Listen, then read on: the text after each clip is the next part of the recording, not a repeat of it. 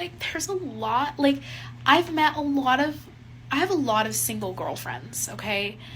And, like, they are so amazing, and, like, they're these empowered, beautiful women that are just, like, they have so much to offer.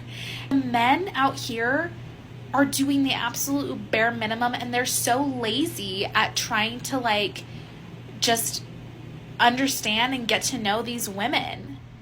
Like, for men out there, like, a successful, educated, like, independent, badass woman, like, why aren't you wifing them up?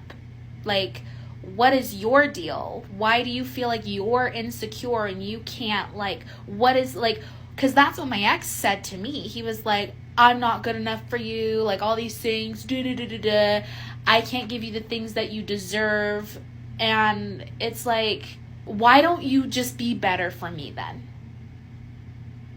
Because it's just a bunch of fucking excuses. The men she gets with don't want to try because they know they have better options, and she is just a smash and pass. I seriously don't know how women choose horribly and then blame men for it. It's like buying a bad apple from the store and blaming the apple for being bad. And her ex obviously said he's not good enough for her because he wanted to do a runner. She was right about that. He was definitely using an excuse. I had no other choice. Something that no one really talks about in dating is how you feel absolutely ridiculous. Like, you meet someone, you connect, and you start thinking to yourself, oh my gosh, like, this could literally be it. Like, you know what, we connected, but then you also are like, I literally just met this person, right? And so then you just kind of downplay it and you're like, oh my gosh, like, no, that's ridiculous. Like, we just met. But here's the thing. It's okay to be a little bit delusional, and it's okay to be optimistic that, you know what, this very well could be your person. It could be, because we don't know. We don't know. And I know that, 9 times out of 10, every other time hasn't been it. But you know what, babe, this could be the time. And maybe it's not, and that's okay too. Just enjoy the experience, no expectations. But it's okay to be excited that you met someone and you connect and you enjoy each other's company. Just don't be so hard on yourself. Enjoy the experience. I'm sure the only reason why she feels the guy she just met could be the one for her is because he's 6 foot, makes 6 figures, and has a six-pack. They give themselves permission to be delusional as long as the guy is conventionally sought after by other women. But it's the complete opposite when it's an average guy. The fact she believes she deserves a top-tier man with a little one screaming in the background is another story. In this case, it's not okay to be a little delusional if you are going to end up like this. 3 days later. I think that I was blocked by the person who I had been seeing. Like, my messages are not going through. I sent a text last night saying goodnight, and I normally get something back, and I didn't. And when I tried to send a message this morning, it's not going through, but it goes through to all my other friends. Like, why does this keep happening? And I know that this isn't a me thing. Literally makes me so sick. She asks why this keeps happening, but then she says it's not a me thing. Hey, yeah, it is you!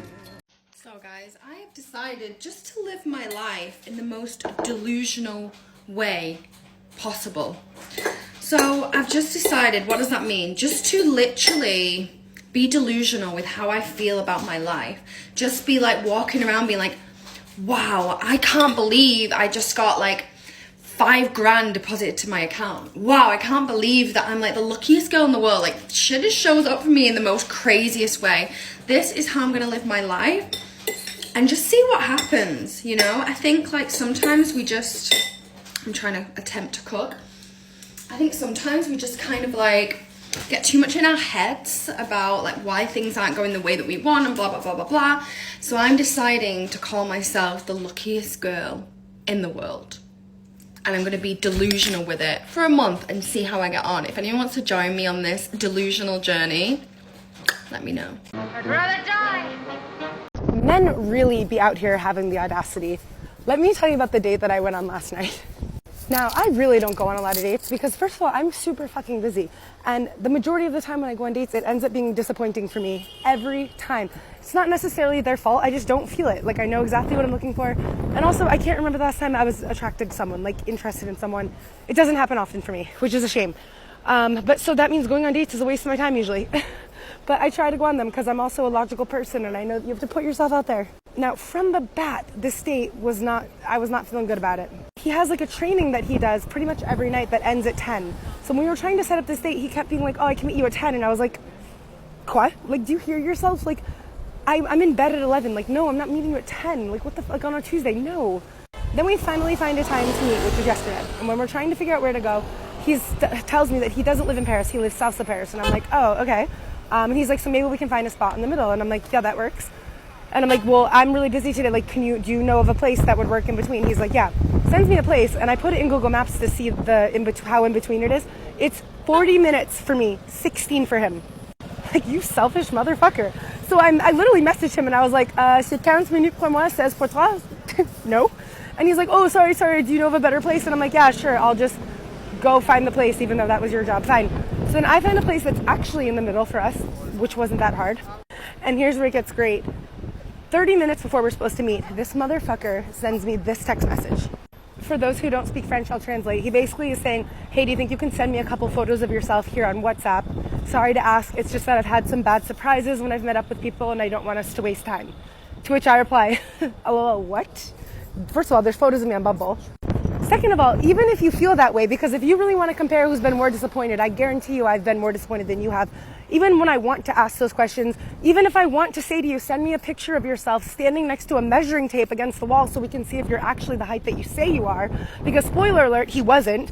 I don't say those things even though I want to, because I know that saying something like that puts the tone of the date in a bad way, an uneven playing field. That person's now going to enter the date feeling like self-conscious. It's a dick thing to say.